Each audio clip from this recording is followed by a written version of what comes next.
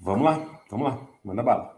Já que a gente já está falando um pouquinho de planejamento tributário, a gente recebeu uma pergunta, né, sobre quais seriam as limitações de um planejamento tributário, como se eu posso fazer planejamento tributário, se isso está dentro da legislação, como que funciona. Muitas vezes, o empresário ali que recebe abordagem de tudo quanto é canto, né, vamos dizer assim, principalmente na área tributária hoje em dia, tem muita gente na área, mas nem todo mundo conhece a matéria, e às vezes o empresário fica um pouco ressabiado mesmo, já está ali com medo. Então, fizeram uma pergunta, né, sobre como que funciona o planejamento tributário. Ele é lícito? Quais são os limites? Eu realmente posso aplicar na minha empresa sem me preocupar com dor de cabeça e tal? E a gente queria falar um pouquinho sobre isso. Você quer começar, Nico? Vou falar só algumas coisinhas aqui, porque eu já falei demais e você fala, Bruno. Pode continuar. Mas assim, a questão do planejamento, essa palavra planejamento, na verdade, quando você fala planejamento para a Receita, é sinônimo de sonegação. Sonegador. Exato. Você é sonegador. Certo? Então, você fala, se eu colocar, por exemplo, um curso de planejamento tributário, é capaz de aparecer um auditor lá só para ver se eu não estou falando bobagem lá, alguma coisa. Né? Exatamente. Por quê? Porque quando você pega, vamos falar num passado não tão distante, os planejamentos eram bizarros mesmo. Né? Aquele negócio de pegar uma empresa, incorporar outra, casa descasa, crédito de terceiro que você transfere, e faz não sei o que lá, jogada com precatório, e faz jogada contábil para fazer isso e aquilo, e faz um adiantamento de capital para investimento futuro, mas assim, tem tudo. Né? Tinha de tudo. E esses são, talvez, considerados planejamentos ilícitos, porque não tem propósito, né? Uhum. Faz um propósito. O único propósito é recolher menos tributo. Então, a Receita entende isso como evasão fiscal. Né? Você tem lá a nomenclatura evasão. Então, você está sonegando. Né? Você está querendo ter uma vantagem. Esse tipo de planejamento pode ser considerado abusivo. Mas tem os planejamentos que daí vai para o lado da elisão, que já é outra coisa, né? Que é justamente você pegar a legislação com o que ela tem, e aí é diferente, porque você conhece, tem uma pessoa que conhece, sabe o que está fazendo, e com toda a lei, e aí a Bruna, enfim, e eu também atuando nessa área, a gente sabe das lacunas que existem nas leis. Quando fala de lacunas, né? Essas lacunas são possibilidades de você planejar e ter uma redução de carga. A gente estava falando agora sobre isso. Pode a qualquer momento, por exemplo, alguém chegar e falar, pô, mas o cara fez de sacanagem, né? O cara botou lá 1,05 kg justamente para fugir da ST. Né? Será que o Estado pode entender diferente? Fala, não, isso aqui tem ST? Veja, se tem os elementos que ele colocou, ele teria que mudar a legislação. O que ele pode fazer é mudar. Olha, quer saber? Chocolate agora até 2 quilos tem ST. E ele pode fazer isso. Aí ele aumenta, né, o raio de alcance ali da subvenção tributária. Enquanto ele não fizer, cabe discussão. Você pode discutir. Né? Então, planejamento hoje, eu particularmente não gosto muito dessa frase, planejamento tributário. Certo? Eu gosto de uma organização fiscal e tributária na empresa, adoção de compliance, né, que a gente tem dentro das empresas, fiscal e tributário, porque são coisas legais, listas. Né? Então, é claro que o planejamento é uma palavra bonita, porque todo mundo você não tem planejamento financeiro. Veja que em outros ramos é bonito, planejamento financeiro, né? Planejamento sucessório, né? Patrimonial e papapá. Agora, no tributário é porque tem o sujeito ativo ali que não gosta muito dessa palavra. Mas existem várias formas e vários mecanismos para você economizar, né, usando a legislação a seu favor, porque ela é complexa.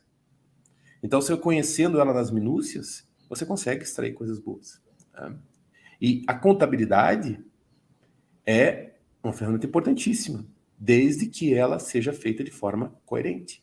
Né? Dentro das normas contábeis, lá, enfim, tudo bonitinho, não tem problema nenhum. desde que não exista uma vedação, e aquilo que não é proibido, né, é permitido. É permitido. Tem esse detalhe também. Então é isso. Quer completar? Fica à vontade. Eu vou falar um pouquinho sobre essa questão de propósito negocial, que a gente chama, né? O negócio jurídico envolvido ali. Até saiu uma reportagem bem interessante no STJ, porque o que é considerado? Quando eu faço um planejamento, eu não posso fazer aquele planejamento com a única finalidade de, vamos dizer assim, economizar tributos. Eu tenho que ter um propósito. O que eu vou fazer aquilo? Vou reorganizar a minha empresa, vou melhorar a estrutura fiscal, a estrutura tributária, a logística que existe, planejamento tributário, muito embora essa palavra não seja tão adequada, para organizar a logística de uma empresa. Muitas vezes a gente tem empresas que estão lá, por exemplo, na Bahia, e estão sofrendo com a logística, daí vem para um estado que tem um benefício fiscal interessante, melhora a logística dela e aproveita e reduz a carga tributária. Então, o planejamento ele tem que ter um propósito para você poder fazer.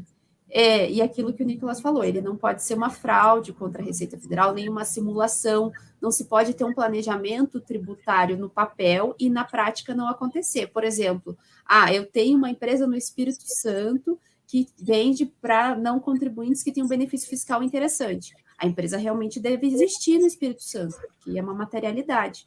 Eu não posso dizer que eu tenho uma empresa lá, me emitir a nota fiscal de lá e o produto não sair. Isso poderia ser considerado um planejamento tributário abusivo, porque é uma ilusão.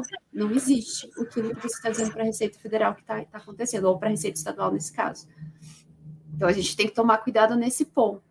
E planejamento tributário, ele faz parte da saúde financeira da empresa. Ela precisa planejar para poder fazer, ter a saúde econômica, a saúde financeira. Então, a gente tem que ser aquilo, ter o propósito negocial, aproveitar as oportunidades que a própria legislação confere. Daí a gente tem até os desdobramentos, né? Muitas vezes uma reorganização societária traz uma economia tributária, que é através de um planejamento, mas não necessariamente tributário. Então, tudo isso entra dentro de um planejamento tributário. Mas para começar, assim, para resumir, o que eu tenho que ver? O que eu quero com aquilo? Eu quero economizar tributo, estou aproveitando da legislação, o que eu estou fazendo está disposto na legislação, muitas vezes é uma legislação que o empresário não conhece. Então, para fazer tudo isso, nós aqui, pelo menos, né, a gente faz um panorama, um raio-x da empresa. Tudo que ela está fazendo de certo e de errado, e a partir daquilo a gente planeja, né? A gente faz sugere ações que visam a melhoria. Então, isso pode ser considerado um planejamento tributário, inclusive para os produtos ou para a operação em si. Porque quando você está planejando, você não pode olhar só para um foco, você tem que olhar para todos. Isso, Nicolas. Isso aí, tomar bastante cuidado, não cair, a mensagem é, não caia no canto da sereia. Exato. Porque tem muita gente que faz planejamento, ainda vende planejamento, que vai trazer transtorno. Que a questão é a seguinte, para ficar bem claro aqui uma coisa, e eu tenho essa visão. Os fiscos não vão fiscalizar todo mundo. Não tem como fazer isso, certo? Não é impossível, né? Fiscalizar todo mundo. Mas existem ações coordenadas, e nessas ações coordenadas você pode estar lá inserido. Então isso assemelha-se a uma roleta russa, né? Uhum. A Receita vira o tambor e atira. Quando ela atirar, pode pegar você. Tem gente que não pega uma vida inteira fazendo coisa errada. Verdade. Certo?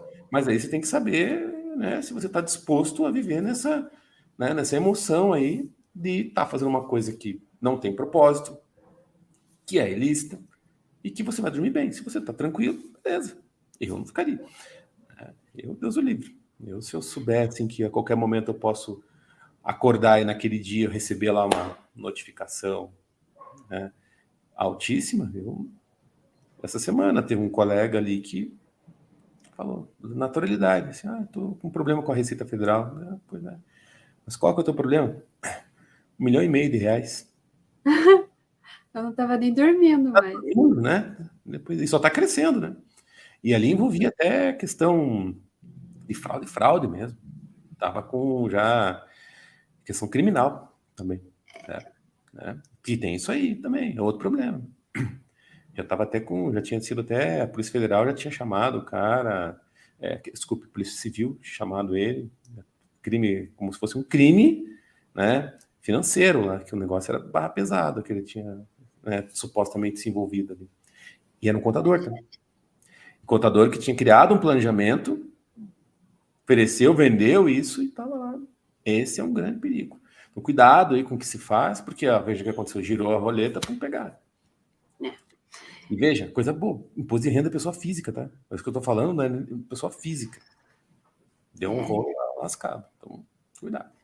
E aqui cabe até um parênteses, né? Muito embora o Nicolas fosse assim, a Receita vira chave e fiscaliza, mas hoje em dia, e com o futuro, vai ficar muito pior, porque a inteligência artificial, ela tá cada vez maior. Os SPEDs é a forma que a Receita Federal faz fiscalização, e não é uma pessoa fazendo isso, gente, é um supercomputador e ele aprende com os erros. Então tá cada dia mais evoluído. Uma Receita não necessariamente precisa bater na tua porta, ela cruza lá tuas informações, acende um alerta vermelho, é questão de tempo. Quando eu digo que não pega todo mundo, né, não quer dizer que é a mesma coisa de 10 anos atrás, não. Pega muito mais gente hoje do que no passado. Uhum. Não vai pegar todo mundo, mas aí o raio de alcance aumenta. Exatamente. E daí vai ficando mais perigoso. Pode chegar em você. Exato. Enfim, infelizmente tem que entender que a gente está no Brasil, né? A gente está no Brasil, então a gente tem que brigar pelas coisas certas. Brigar pelas coisas certas. Congresso, brigar por reforma tributária, né? Isso talvez tenha algum resultado, mas não querer deixar de pagar o tributo aí com planejamentos ilícitos, porque isso vai estourar a corda para o lado mais fraco e que sempre é do contribuinte. Né? Exatamente. Ainda mais assim, com as decisões judiciais que a gente tem, né, observado aí nos últimos dias, né? Nesses tempos atuais, aí as coisas estão meio complicadas, né? Eu tô meio preocupado. Não sei. Exatamente. Tem que tomar muito cuidado com isso. Isso aí. Beleza. Próximo.